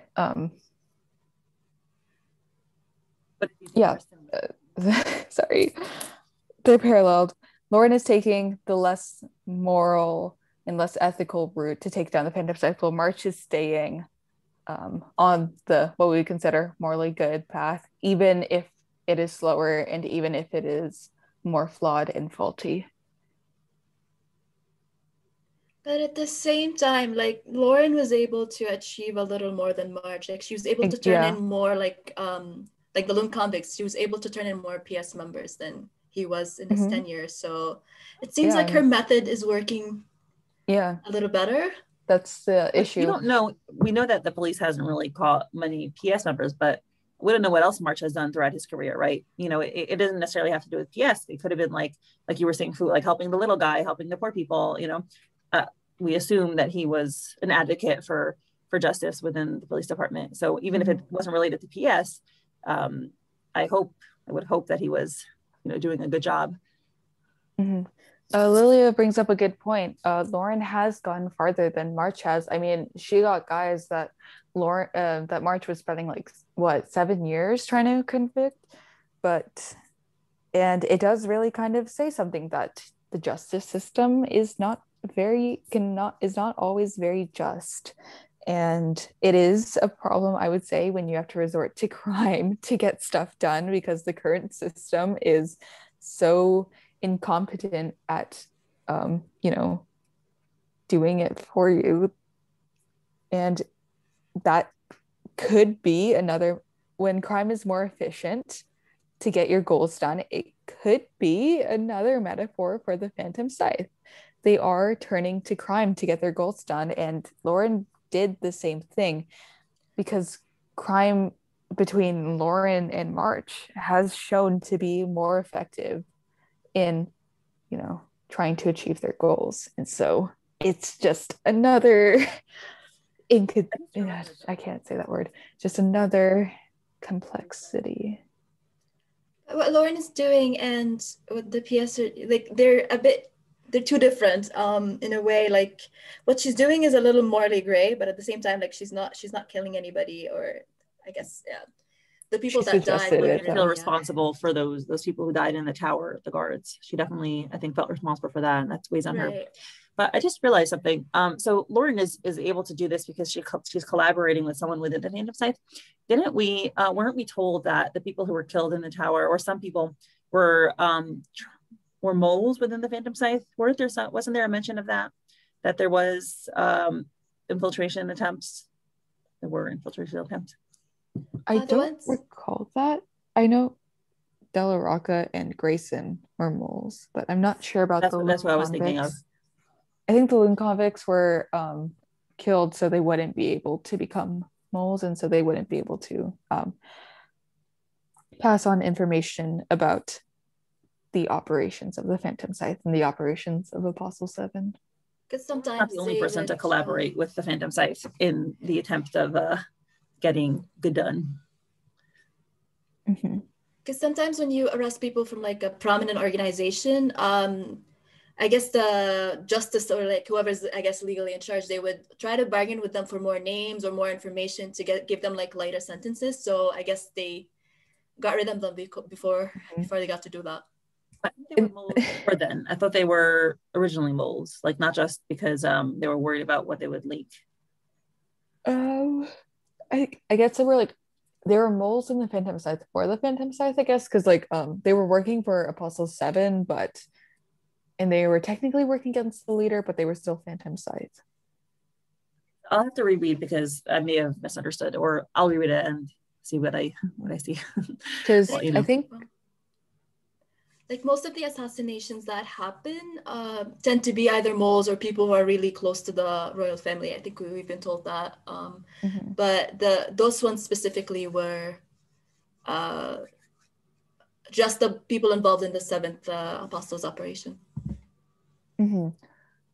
Yeah, the leader probably knows, from my understanding, Apostle 7 is doing something behind the leader's back, because the apostle is getting tired of how long this is taking. And I'm pretty sure, the leader knows about this because the leader has planted Bella as a spy. And so the leader probably sent Kieran to go kill the loon convicts because they were working for Apostle 7, and Apostle 7 wouldn't be able to get them out of jail, and thus it would be a blow to A7's operation. The leader thinks that Loon is part of Apostle 7 rather than just being independently a nuisance. Because the Loon has been catching Apostle 7's, like catching those people under Apostle 7, the leader probably doesn't think that Loon is with A7, but we may get a team up between Loon, so Kieran and Lauren, and the leader as they combine forces to take down Apostle 7. I genuinely think that might happen. Okay. Well, they're in tinfoil land, everything is welcome. Especially if there's a theory that I think I mentioned it the other day that the leader is Mr. Rosenthal, And I was talking to Lanx, one of the mods, about this theory, and she and I have also discussed Loon teaming up with the leader. And I was like, if Mr. Rosenthal is the leader in episode 49, Mr. Rosenthal is like, I'll treat you to cheesecake afterwards, like after the ceremony. And if he wasn't lying there, so I'm wondering, will there be a scene in the future when Mr. Rosenthal has come back, like he's actually alive because he's the leader, and he meets up with Lauren, who knows he's the leader, and she's like, why should I trust you? Because he had offered her, like, we could combine forces and we could take down A7. They go for cheesecake, and she's like, oh right, you need to like sell me on this. And he tries to convince her to come over to his side over cheesecake. and then we'll get like a conflict with Kieran, because this man has been an enabler in Kieran's torture and has made Kieran do all these terrible things, and we'll get an argument between the two over what they should do, because they will ultimately be more powerful if they team up with the leader to take down A7, but then it's going to be the leader versus Loon. So they're temporary allies. If any of that makes sense. It probably doesn't. I find it interesting because I mentioned, like, I don't like speculating. I don't do it. I like to be surprised. So it's just fascinating to see, like, there's so many possibilities. Yeah. Like, I don't even speculate on who the leader is. I'm like, I don't know. It could be anybody. So yeah. Okay. Do we have anything else to say before we wrap up the episode? I think so. Some interesting notes that I liked that Minnie pointed out was the puddles that we see in this are the added problems in life, known as all the trouble the Phantom Scythe has brought to the life of the citizens of Ardhalis. However, it's needless to say that the reason for them is to ever admerge the negligence of the rulers to the people's suffering. And I thought that was pretty interesting, because I also thought that the puddles sort of were a reflection of March and Lauren. They're really just, it's this huge moment of reflection, and it's just the puddles. We see their reflections. And we've been seeing quite a few reflections lately. I mean, we saw Kieran's reflection in his coffee mug. We saw Lauren's reflection on the bridge. Did we see any other reflections? I'm not sure, but they've been showing up lately. In like 44, after Lauren leaves, Kieran looks at like the lake in the cave and looks at his reflection there. Oh yeah, that too. There may have been some more reflections in season 2 that I don't remember. Something else Minnie pointed out was, I think it's about her parents, and now a very interesting thing happens. We see her thinking of her parents, knowing them as guilty, no matter if they knew about the Allendale train station tragedy or not. This change of opinion is a sign of growth, but not complete growth. We see her remembering happy faces of her parents in her childhood. As a child, most people tend to see their parents as flawless, perfect people because they take care of them and show affection towards them and give children a very warm sense of safety, leading to seeing them as the best people ever. Then, when the same kid sees their parents' wrongdoings and realize it for the first time, their beliefs are shattered and the perfect model turns into the worst. Exaggeration happens as long as the mind is not totally grown up. When finally the mind grows up, you're finally able to see how great everything is. You see that no one is only good or bad. Lauren has been the child from the start of the story, seeing her side as the bright, and the other as the dark. Now that she knows her supposedly bright side parents were taking part in the dark side, she's seeing them as dark too. But hopefully we'll soon see her complete development into an emotionally grown-up person who can see everything together. One's flaws and one's righteous behaviors exist perfectly together, and that's what makes us human. Beautiful. Very, very well said. Yeah. I love this metaphor of Lauren growing up, because she is still stuck in the past. She is still in that state of being a child, and Minnie highlights this. She still at the beginning of the story, she still saw the world as black and white, and part of it was, you know, she never moved on from Dylan, but now she is moving on from Dylan, and we see that highlighted in this chapter. And because she's able to move on, and because she's able to you know, keep on going, she's seeing how, like you've been saying, how everything is more complex than she thought.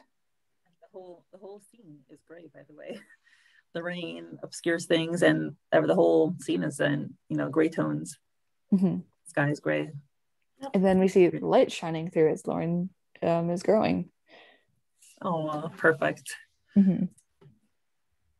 Yeah, and I like how this whole thing strengthens her motivation, like rather than make her doubt herself, like she's actually more determined now than before.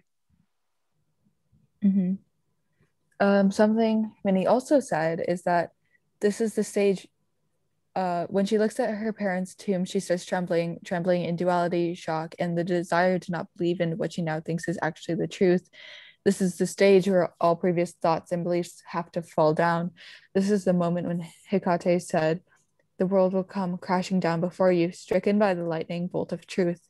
There's no escape from this destruction, the final outcome, death." But death is not always about life ending. It's about new beginnings too. The old has to die for the new to come, be it for better or for worse. Yes, the old beliefs have to die for her so she can see the new, the truth. How ironic that she's always been able to hear lies but has never seen the truth, and now is going through the hard way of crashing her false thoughts and replacing them with the new truth, although not completely revealed yet. And that's, you know, calling back to the prologue. She was blind despite her ability to tell lies. That's a good analogy. Mm-hmm. Is there anything else I missed?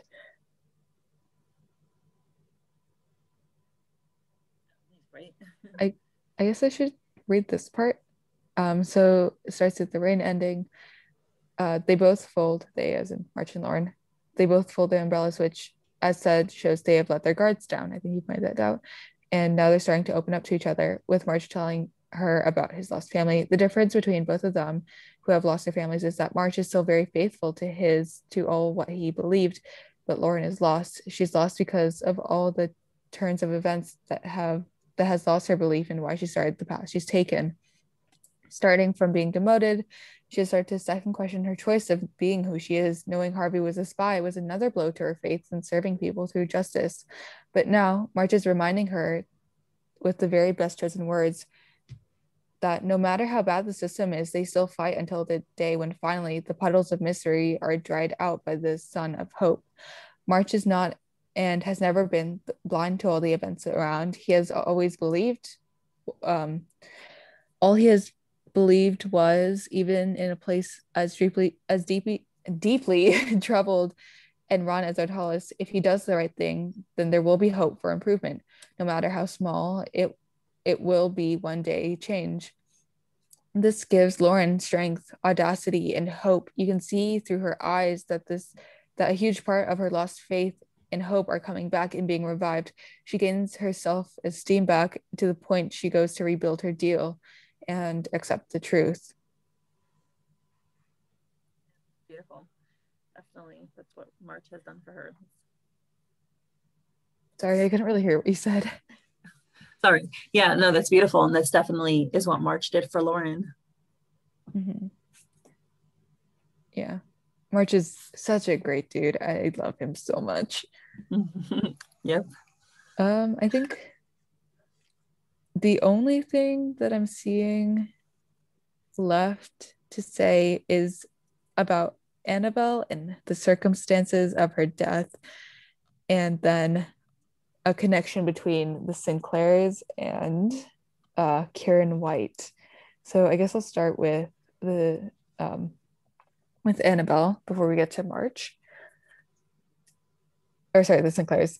So for Annabelle, someone thought that she might have died at Orion, like if maybe she was in Snapdragon. Someone also proposed Hanbury, but March did not react in that way when they were pursuing the PH early in the series. If the PH was the one to kill his wife, we would have seen a stronger reaction from him.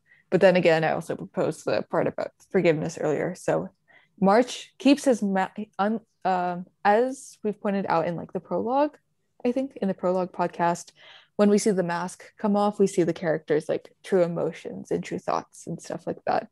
March did not take off his mask in the prologue, so or in the scenes following that. Sorry, not in the prologue. March March did not take off his mask when they were looking at the murder scene. So he may have trying to have kept his cool, and we may have not realized. I thought that she maybe would have died at Allendale because there's a sign at the beginning saying that the gravesite is dedicated to the victims of Allendale, though it doesn't make sense why Rosie was there unless they want to bury. It doesn't make sense why Rosie was like why Rosie's at this gravesite unless they want to bury her next to her mother, because if it was because apparent God, okay, because Rosie would have died before Allendale, and so she would have been buried somewhere else. And so if Annabelle died at Allendale, then and she was supposed to go to the Allendale specific gravesite, then I just find it a little funny that they would have to, carry Rosie's coffin over here. And it's Lauren's parents were also in the area. Like it's not only Allendale, I think. Yeah, I think it's just a cemetery with a section, but I don't think we can assume that Rosie and Annabelle were buried in that section. Mm-hmm. Building onto your theory, Mindy, about how Annabelle may have been in the Phantom Scythe, it says that in those who on the sign, it says, in honor of the victims of the Allendale train station tragedy and those who perished while braving the danger to help, you will be remembered. Rest in peace. So Annabelle may have been a spy in the Phantom Scythe. And it does make me wonder also if March is the mentor character, and the mentor character does often get killed off, will we see March be killed by the Phantom Scythe while on duty? And will March be buried with his wife and daughter? And will we see March's grave next to them at the end of the series? Stop. I'm only starting to like the guy, okay? Don't do this. Well, that would be very poetic, but very sad. Yeah, it would be. I do think there will be a few callbacks back to this chapter. Well, at least they finally reunite. Mm-hmm.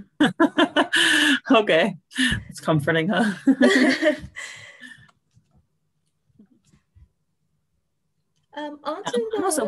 Sorry, go ahead. ahead. If you don't mind me to bring this up, like when we're talking about the connection between Kieran and the Sinclairs. Oh yeah, you can do it. I was thinking like maybe one of his parents were imprisoned for a crime that they did not commit, which is why he was helping Lauren with the Chow's ex-wife case, because she is in a similar position to the one that one of his parents would have been in. So, and then I was talking about this with a friend actually a few months ago, how like when Kieran hesitated to kill Lauren is because she had the same pensive golden eyes as her mother or something like that. But yeah, I'm not sure. But like that kind of implies that there's some kind of childhood connection between them. And I think F hinted that it might be related to the Secret Garden book. So we were saying that maybe the copy was given to Kieran through one of the Sinclairs, who would have been maybe his parents' lawyers. Or I also think that maybe the Sinclairs were the lawyers who were against Kieran's family, like who ended up getting Kieran's parents in jail. And that would be a little messed up, but it is also a possibility. But either way, it results in him like seeing how the legal system just completely failed him because they did not have the money. Mm-hmm. I also wonder the fact that it says Rachel Adwell Sinclair. I'm assuming Adwell was her maiden name. So I wonder if we'll find out more about the Adwells and if that'll come up later. I think F said this a while back on the old Purple Hyacinth server. I think we asked about like the Sinclair's family status, and the Sinclairs are old money, so they've had money for a really long time. I'm not sure about the Adwells, but it's possible that it is also the same, because it seems that the rich people in Ardhalis like to keep their money among the rich people. So people tend to marry, people of the same class. That's just how the world is also. Mm-hmm. But it is also possible that Rachel did come from a lower class, and that may also explain why Alexander and she are so sympathetic, because Rachel has the experience. But otherwise, yeah, we don't really know much about Rachel's family. We know a little bit more about Alex's because Tristan.